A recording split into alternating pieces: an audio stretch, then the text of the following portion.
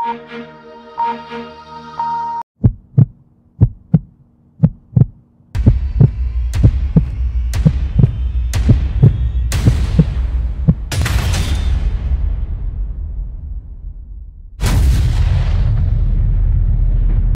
में हर साल सबसे ज़्यादा मौतें हार्ट अटैक की वजह से होती हैं। हर साल तकरीबन 20 लाख लोगों की मौत दिल की बीमारी से हो जाती है। प्रति 1 लाख में से 272 लोगों की दिल की बीमारी से मौत होती है, जबकि विश्व का औसत 1 लाख पर 235 है। हर वर्ष तकरीबन 13 से 14 लाख लोग दिल के मरीज हो जाते हैं। इनमें से 8% लोगों की मौत हार्ट अटैक आने के 30 दिन के अंदर ही हो जाती है, यानी तकरीबन 1.25 लाख लोग पहले हार्ट अटैक के 30 दिन के अंदर ही जान गंवा बैठते हैं। डॉक्टर के सामने बड़ा सवाल ये है कि 14 लाख दिल के मरीजों में से वो 1.25 लाख लोग कौन से हैं जो हार्ट अटैक आने के 30 दिन में ही मौत के मुंह में चले जाते हैं। भारत में सबसे ज्यादा मौतें दिल की बीमारी से होती हैं। हर साल लगभग 20 लाख लोग हार्ट अटैक के शिकार होते हैं और जिसके कारण ये सबसे गंभीर समस्या बन के आ रही है। जिस तरह से हाल में भी मशहूर गायक के सिंह और इसके पहले पिछले साल कन्नड़ का राजकुमार और सिद्धार्थ शुक्ला जैसे अंडर 50 वाले लोग मौत के शिकार हुए सिर्फ हार्ट अटैक से। उन्हें एक समस्या पैदा कर दी है और लोगों के अंदर एक डर भी पैदा किया है। कारण क्या है कि पूरे विश्व में जहां 1 लाख में 235 लोग दिल के मरीज होते हैं, वही भारत में ये संख्या 272 की है। यानी मान के चलिए कि 14 लाख के करीब लोग हर साल दिल के मरीज होते हैं। इनमें कम से कम 8% वो लोग हैं जिनकी पहले अटैक के 30 दिन बाद मौत हो जाती है। अब डॉक्टर लोग ये जानना चाह रहे हैं कि वो 14 लाख में 1.25 लाख कौन है जो 30 दिन में जिनको हार्ट अटैक पड़ने के बाद मौत हो सकती है। इसके लिए पूरे देश में हर जगह रिसर्च चल रही है। हमारे शहर में सबसे प्रसिद्ध डॉक्टर राजीव अग्रवाल जो इस मामले में बहुत एक्सपर्ट हैं, वो बताना चाहेंगे। मैं उनसे जानना चाहूंगा कि हार्ट के मरीज अंडर 50 क्यों आ रहे हैं और इसकी वजह मेन क्या है और इनके लिए क्या क्या चीज मेन कारण है। डॉक्टर साहब नमस्कार, जनवाणी आपका स्वागत है। सर ये जानना चाहूंगा कि किस तरह से लोग हार्ट के पेशेंट बन रहे हैं अंडर 50, जिस तरह की घटनाएं सामने आ रही है, लोग दहशत में भी है और अब उनकी कामकाज करने के तरीके और तनाव और रहन सहन है। तो मैं जानना चाहूंगा कि किस तरह से लोग बचे और क्या रीजन है जो इस नया जो आंकड़े आ रहे हैं। देखिए, आपका प्रश्न बहुत ही प्रेजेंट डे सिचुएशन में रेलेवेंट है।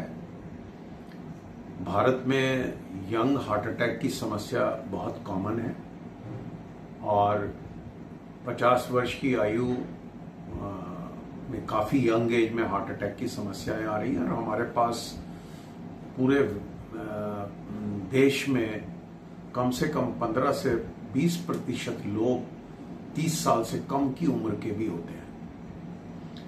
हम लोग एक खास किस्म का जीन इनहेरिट करते हैं जिसको साउथ एशियन एंसेस्ट्री कहते हैं, जिसके कारण हमारे यहाँ हार्ट अटैक की समस्या 1 से 2 डिकेड अर्लियर है डेवलप्ड वर्ल्ड के कारण। ये तो एक जेनेटिक कारण है, उसके अलावा एनवायरमेंटल कारण बहुत हैं। जैसे हमारी लाइफ में डेली स्ट्रेस बहुत है। डेली स्ट्रेस का मतलब है आपको बस पकड़नी है, लंबा डिस्टेंस ट्रेवल करना है, ट्रेवल में कंफर्ट नहीं है, इंफ्रास्ट्रक्चर नहीं है, बच्चों को स्कूल छोड़ना है वो दूर है।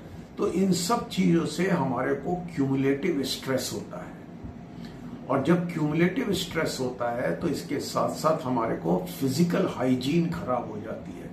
फिजिकल हाइजीन का मतलब है जो टाइम आप व्यायाम में खर्च करते हो वो ट्रांसपोर्ट में खर्च करते हैं। तीसरा, इन सब को बहुत ज्यादा समस्या होती है स्लीप हाइजीन की। हमारे लोग अच्छे से सो नहीं पाते हैं। आपको मालूम होगा मेरठ दिल्ली जो इंटरसिटी चलती थी, लोग सुबह 6 बजे उठ के दिल्ली जाते हैं, रात को 11 बजे आते हैं, तो practically they are moving 18 hours a day. तो इन सब चीजों से माइंड और बॉडी का कनेक्शन है। इन सब कारण से हार्ट की समस्या बहुत कॉमन होती है। हर मृत्यु को रोकना तो असंभव है, लेकिन कुछ मैं आपको चीजें बताऊंगा जो बहुत इंपॉर्टेंट है। जैसे आपके माता पिता को हार्ट की प्रॉब्लम है तो आप जरा ज्यादा चेतन रहिए। आप डायबिटिक हैं तो आप और ज्यादा होशियार रहिए। आप डायबिटिक और स्मोकर हैं तो आप डबल होशियार रहिए। तो ब्लड प्रेशर की समस्या है तो होशियार रहिए। तो ये सब चीजें आपको अंदर ढूंढनी है। मैं ये बहुत कॉमन देखता हूं कि हमारे पास ऐसे पेशेंट्स आते हैं जिनके माता पिता को हार्ट की प्रॉब्लम है और उन लोगों को कोई इस चीज का एहसास नहीं है और वो हमसे कहते हैं क्या ये इनहेरिटेंस है? हाँ, ये इनहेरिटेंस है और इससे काफी हद तक बचा जा सकता है।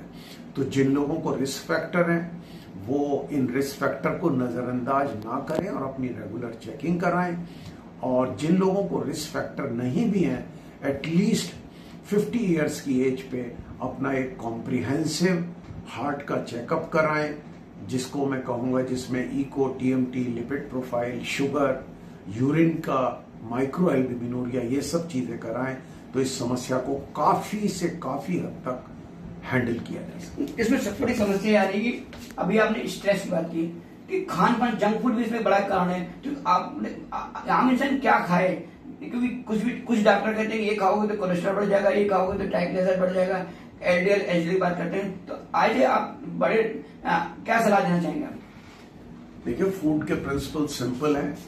सबसे पहला प्रिंसिपल है आपका वेट। अगर आपका वेट ज्यादा है, जो आपकी डाइटिशियन आपको बताएगी, तो आप जो भी खा रहे हैं वो ज्यादा है। नंबर 1 सिद्धांत। नंबर 2 सिद्धांत, बाजार में बनी हुई चीजें जो बार बार उबाली जाती हैं वो ना खाएं, जैसे जलेबी, जैसे कचौड़ी, बिकॉज समोसे, क्योंकि ये लोग रिपीटेडली उसी ऑयल में कुक करते हैं और इस सब में ट्रांस फैटी एसिड बढ़ जाते हैं। फ्रूट्स एंड वेजिटेबल वो एक बहुत अच्छी चीजें हैं। हरी सब्जियां और फल एबंडेंस में खाएं, खाना कम खाएं, पहले खाएं, खाने के साथ या खाने के बाद ना खाएं, क्योंकि उसको आपको अपना पेट सैलेड से भरना है। अगर आप साथ खाते हैं तो सैलेड का प्रोटेक्टिव इफेक्ट नहीं आ पाता, तो सैलेड खाने से पहले खाएं जिससे आपका पेट भर जाए और आप कम खाना खाएं। चिकना कम खाएं। चिकना कम खाने का मतलब है ऑयल कंटेंट फूड का कम हो। आप कोई भी ऑयल यूज कर सकते हैं, वो ऑयल 5 से 8 ग्राम प्रतिदिन हो, और ऑयल्स को रोटेट करें। कभी सरसों का तेल खाएं, कभी ऑलिव ऑयल खाएं, कभी चावल का ऑयल आता है बर्न ऑयल, वो खाएं। तो तरह तरह के ऑयल रोटेट करें, क्योंकि सभी ऑयल में कुछ ना कुछ विलक्षणता है। एक समस्या आ रही, जिन लोगों को कोरोना हुआ था, खासकर कोरोना के बाद से हार्ट के पेशेंट काफी बढ़े हैं और उनमें मौतें हुई हैं। तो क्या आपको लगता है कि जो अंडर 50 वाले हैं या 60 के ऊपर वाले हैं, क्या कोरोना भी एक बड़ा कारण इसमें है? कोरोना की वजह से 2 समस्याएं हैं। एक तो कुछ लोगों को हार्ट में एनलार्जमेंट हो गया है, कोरोना के वायरस ने हार्ट में एनलार्ज कर दिया। अगर आपका सांस फूल रहा है, आपके दिल की धड़कन बढ़ी हुई है और आपका सैचुरेशन 90-92% है, तो मैं कहूंगा आपको अपने लंग और हार्ट की इको और पीएफटी करानी चाहिए कि आपका सांस फूलने की वजह क्या है। ये तो एक चीज है। दूसरी चीज है, कई बार इन्फ्लेमेशन के कारण जो कोरोना का बिहेवियर था, हार्ट की नसों में भी ब्लॉक आ जाते हैं। तो अपना आप सीआरपी टेस्ट रिपीटेडली करा के देखें, उसका डाउनवर्ड ट्रेंड है, स्टेबल है या बढ़ रहा है। तो सीआरपी टेस्ट एक सिंपल टेस्ट है जो आपके फ्यूचर को काफी हद तक प्रिडिक्ट करता है। तो आपको लगता है कि इस तरह से आपने बताया कि कोरोना भी जिम्मेदार हो सकता है, तो आम आदमी मॉर्निंग वॉक करे और सही दवा खाए और परहेज करे चिकनी चीजों से। तो क्या आप लोगों को दूध पीने की आप सलाह देते हैं? मट्ठा, दही खा सकते हैं? सभी चीज खा सकते हैं। सबसे बड़ी चीज है आपका वेट क्या है, आपकी एनर्जी पासबुक क्या है। अगर आपका वेट ज्यादा है तो कैलोरी काटनी पड़ेगी। हम अक्सर लोग कहते हैं हम बहुत कम खाते हैं और आपका वजन 90 किलो है, तो मैं कहूंगा आप एक दिन छोड़ के एक दिन खाइए, फास्टिंग करिए, क्योंकि वेट डिटर्मिनेंट है, फूड नहीं। अगर आप दूध पी रहे हैं, आपका वजन बीएमआई 20 है, 22 है, तो मैं कहूंगा आप ठीक है। और हर चीज में कैलोरी काटने का मतलब है, अगर आप दूध पीते हैं तो उसकी मलाई निकाल लें। 18 साल से कम के लोगों को फैट दें, क्योंकि उनकी बॉडी ग्रो करती है। 18 साल के ऊपर के लोगों की बॉडी ग्रो नहीं करती है, तो उनको प्रोटीन और कार्बोहाइड्रेट दें। एक्सरसाइज खूब करें, रिलैक्स रहें।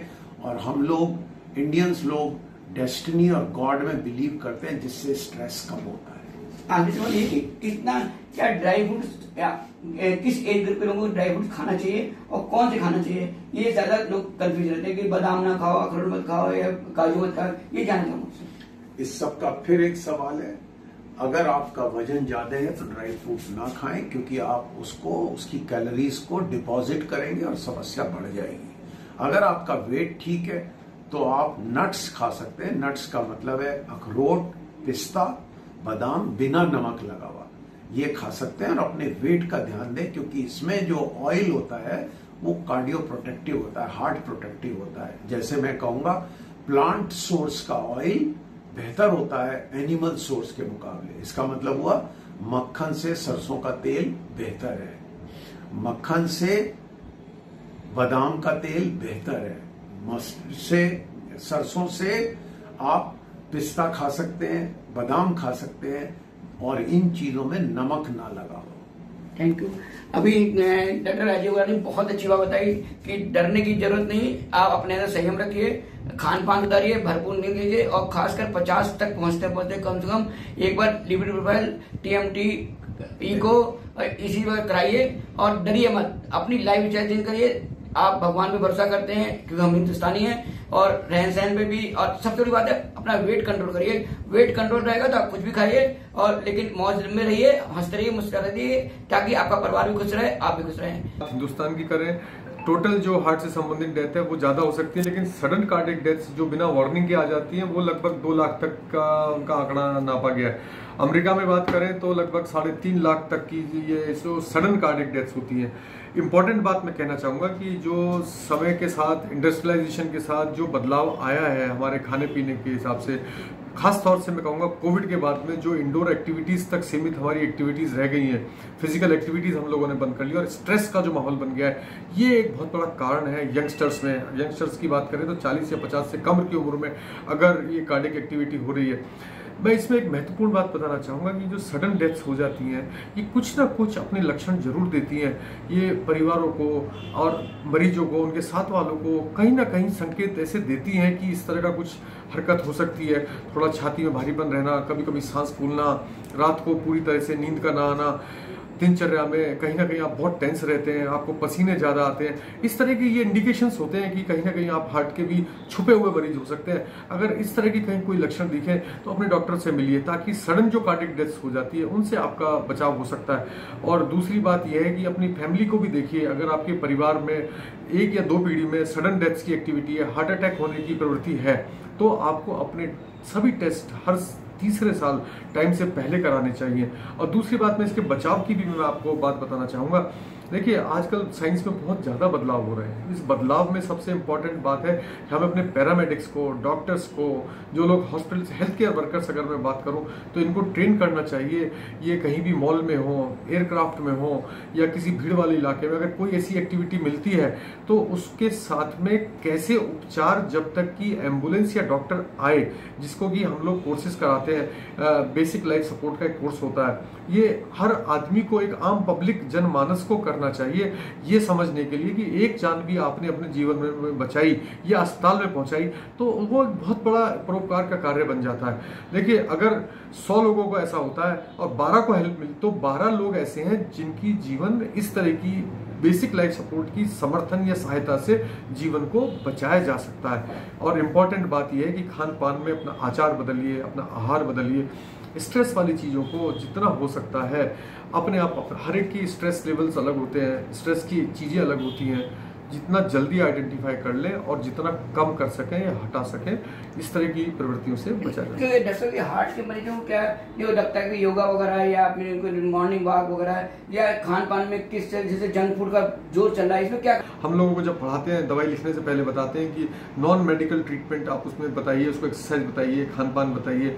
और जहाँ तक आजकल बदलाव है, ये बदलाव कुछ ठीक नहीं है। जैसे जंक फूड का खाना, रेडी टू सर्विस एकदम से जो फूड मिल जाता है, जो ट्रांस फैट्स इसमें होते हैं, जिस तरह के जो फैट्स होते हैं ये शरीर में सीधे सीधे नाड़ियों में जम सकते हैं। जैसे जो जितने भी पिज़्ज़ा और इस तरह की जो चीज़ें, फास्ट फूड की चीज़ें आती हैं, तो थोड़ा सा कोशिश करें कि सीजनल चीज़ें, जैसे आजकल खरबूज, तरबूज, खीरा, ककड़ी, जामुन, इनके अंदर बहुत विटामिन होते हैं, बहुत सारे ऐसे एलिमेंट्स होते हैं जो बचाव का होते हैं। अब आम आ जाएगा, आम मीठा होने के बावजूद शुगर वाले ना खाएं, लेकिन बाकी लोगों को खाना चाहिए। बहुत उसके अंदर कैल्शियम होता है, विटामिन ए होता है, बहुत सारे मिनरल्स ऐसे होते हैं जो कुदरत आपके पास भेजती है, उनका भरपूर फायदा होता है। थैंक यू डॉक्टर साहब। ये देखिए, अभी डॉक्टर तलवार सिंह ने बताया कि लोगों को जंक फूड से बचना चाहिए, एक्सरसाइज करना चाहिए और साथ में 3 साल में एक बार अगर घर में इस तरह की कोई केस हिस्ट्री नहीं है तो टेस्ट कराना चाहिए और साथ में पूरी तरह से स्ट्रेस को कम करने का उपाय करना चाहिए। रात में भरपूर नींद लें और तनाव से बचें और डॉक्टर की सलाह लें। अगर आपको पसीना आ रहा है, रात में नींद नहीं आ रही है, आपको धड़कन बढ़ा है, कुछ भी ज्यादा हो तो आप डॉक्टर के पास जाएं, आप खुद के इलाज मत करें। कैमरामैन किशन सुनसर, ज्ञान प्रकाश, जर्मनी।